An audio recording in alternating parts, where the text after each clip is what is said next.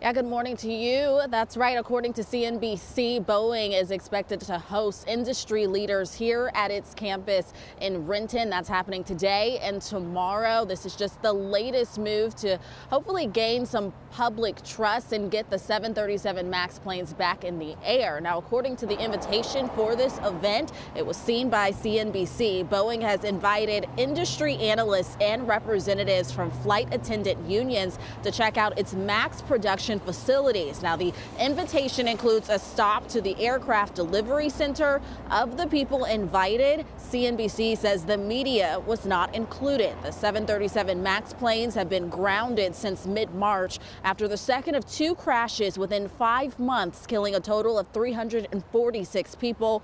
Flight-controlled software prompted the company to find a fix, but safety officials haven't signed off on that just yet. Now, Boeing has repeatedly said that it would like to get the 737 MAX planes back in the air by the end of the year. Meanwhile, the FAA says there is no timeline. Of course, this is something we will continue to stay on top of. Just stick with us right here.